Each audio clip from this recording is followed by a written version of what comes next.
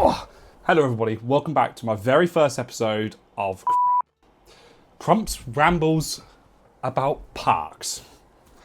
Very interesting choice for a name, right? But it kind of gives you an idea of what to expect from this series. Just have a sip of coffee. Right, so we are going to be covering maybe fortnightly, maybe weekly, who knows, no set schedule yet. But we will be covering everything that basically goes on in the UK, kind of abroad as well, about the theme park industry, obviously. I mean, first things first, we're going to talk about something massive that has literally just been announced today, and that is Toxicator. The biggest trailer that we have had so far has dropped from Toxicator. I'm seriously so excited to ride this, but I'm also petrified. After watching the trailer once and seeing how much it spins, I genuinely don't think I'll be able to do it. But we're going to give it a go anyways. And today, I'm going to look a bit more deeper into the trailer itself. Right, let me put my audio devices on. And let's go. So I have actually watched this trailer already. I've watched it 2 or 3 times, to be fair. So I've watched it a fair few times. So I've already seen a few bits that I wanted to kind of mention. And I mean, the soundtrack already sounds awesome, right? It is absolutely huge, isn't it? Like, it's massive. What I find weird is how open the side of the arms are almost. Like, you can see all the wires and everything. I don't know if that's meant to be like that. I assume so, because they wouldn't have recorded a video like this if it wasn't meant to be like that, right? But yeah, okay. And I really like the green colourway as well. I think it really suits the ride itself and obviously the name. Sorry, hanging upside down above water like that is going to feel nuts. Absolutely nuts.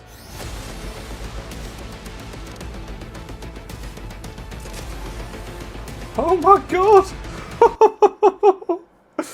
Oh, that's laughs of pure fear, that is. I mean, that looks insane. The fountains are really cool as well. And I love how they got the green light. I think this is opening on the 15th of March, for all of you that don't know already, which they actually do in Alton After Dark, which is an event that the park runs open until 8 PM at night. So we will see this in the dark on the first day of it running, which is going to be awesome, right? It also seems like there's actually some lighting on the carriage that holds everybody as well, which is quite cool. Now, I know that some of the lights on there will be to do with the harnesses locking in, because obviously they give a light to tell the ride operators that it's actually locked in properly. But there are some other lights on there that look like they could be pretty cool. I genuinely think this ride is going to look stunning. Yeah, a little fact for you as well. It's actually one of the tallest top spins ever made. Technically. It's not actually the tallest top spin, but concrete. So that is everything. And I mean, I just want to say one thing at the end of that, and that is RIP the Blade.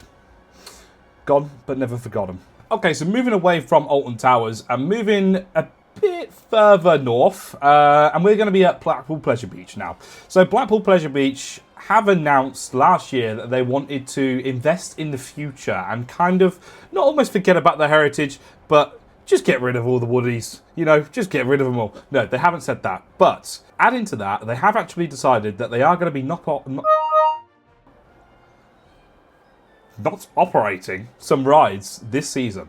Those rides include Eddie Stowbar Convoy, Alpine Rally, Thompson Carousel, Gallopers, Red Arrow Skyforce, which I'm incredibly shocked about, because if you guys don't know, that's the one where you can actually make yourself spin around loads, and it's actually quite entertaining, to be fair.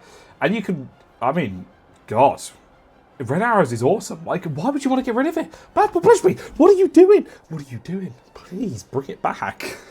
But yeah, that's not an old ride, that's the only ride that shocks me. The rest of the rides I can completely understand though. A couple of other things that they have announced is that they have seen Vengeance Most Foul, and I believe that they will at some point be adding that to their Wallace and Gromit Dark ride. Not adding the whole film, just adding a new scene perhaps to it. I should have been a bit clearer with that. They have also announced that they will be posting new updates for River Caves very soon, which is obviously exciting. I mean, I love River Caves. I went on it once, and it wasn't last year. It was about 2 years ago, I think, now that I went on it, because it wasn't open last year when I visited. But that was insane. I really, really liked it, actually. Other than the boat kind of sinking and all the water absolutely destroying me, I mean, you got more wet on that than you did Valhalla, which is just crazy, right? I'm joking, by the way. Valhalla is insane. Obviously, we all know about Ice Blast. Well, we all thought Ice Blast was going to be demolished, but it hasn't. They're actually replacing the main cylinder on the ride, so it should be more forceful and more thrilling, and it's receiving a complete overhaul to the theming, and it is now going to be known as Launchpad. Not sure how that's going to look right next to a Viking-themed area, but, you know, we move. It could look amazing. It could be awesome. I think they could have maybe themed it to something a bit more different than space, but I guess it makes sense, kind of. Not really.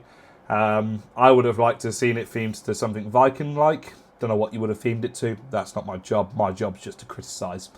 I'm joking. I'm joking. Grand National is approaching its 90th birthday as well this year, and it will undergo some sort of essential maintenance, basically. So that is the sort of winter maintenance, but more in depth. I mean, a coaster that is 90 years old and made out of wood isn't going to be that great, is it? And it's going to need some sort of work. Now, they did announce that this is something that they couldn't have done over the closed season due to the weather and the nature of the ride as well. So that it is going to be closed for periods throughout 2025, which is fine. Because if I wanted to, if I wanted to feel that experience, I'd just climb in a washing machine. It's quite simple, really, isn't it? However, it will be very interesting to see what Blackpool Pleasure Beach actually announce in the future of 2025. I do believe that the park is going in the right direction, and I think that closing down these rides that do have a lower throughput than usual is a good idea, to be honest. And it means that we can see the money reinvested elsewhere. Even if that means extended park opening hours, maybe a better Halloween event this year, or investing in future rides, like the big pendulum swing that could begin. Okay, now moving a little bit further south, down to London. We're going to be talking about Chessington World of Adventures. Oh yes. Now, they are actually doing quite a lot of work to the park, just to make the park a better experience in general. I mean, we're not talking about any record-breaking coasters here, right? So last season, they actually submitted some planning permission to redo the Wild Asia area and transform that area into a Minecraft-themed land with a new indoor multi-dimensional coaster, which, wow, it's crazy. My only issue with it is it's a very short layout, but we can't moan. We win some, we lose some. We get a new coaster, but it's only going to be 4 seconds long.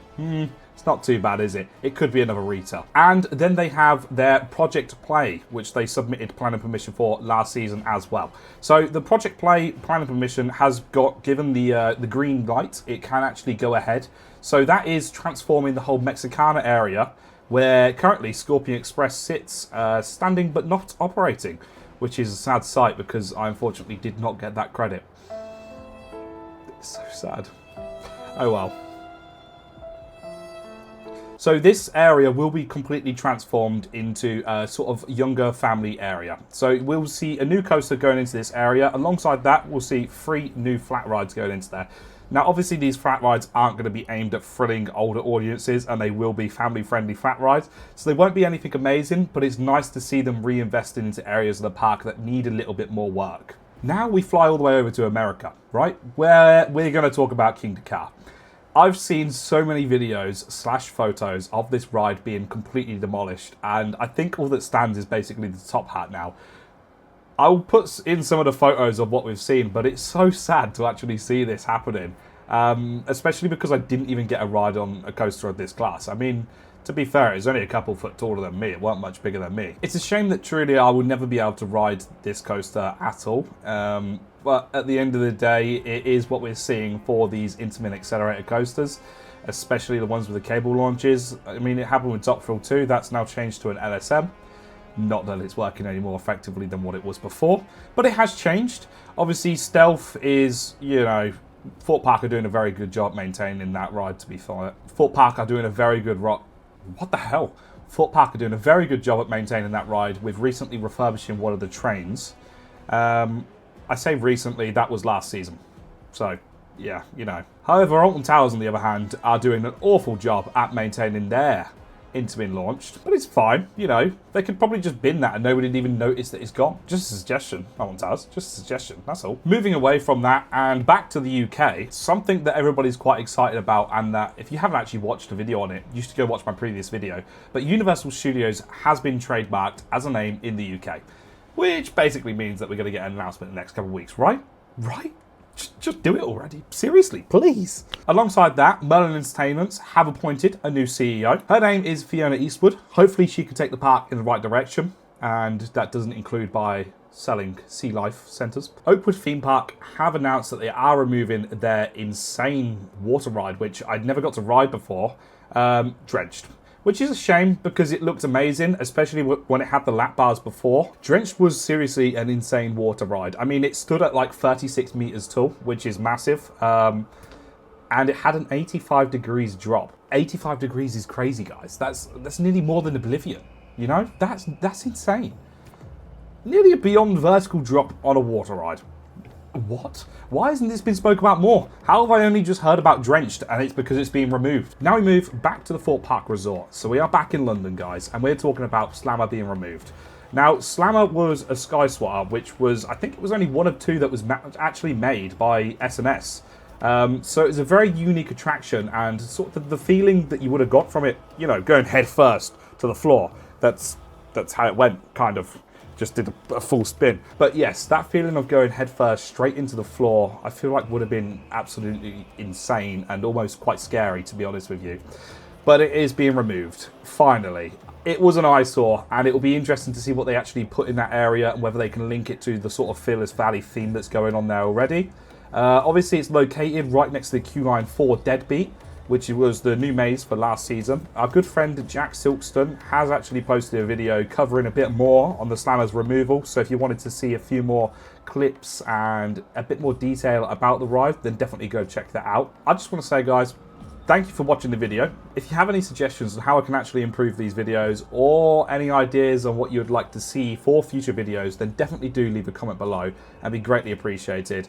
I do respond to effectively every comment, positive or negative, and I won't be offended if you guys have any constructive criticism to feed back to me.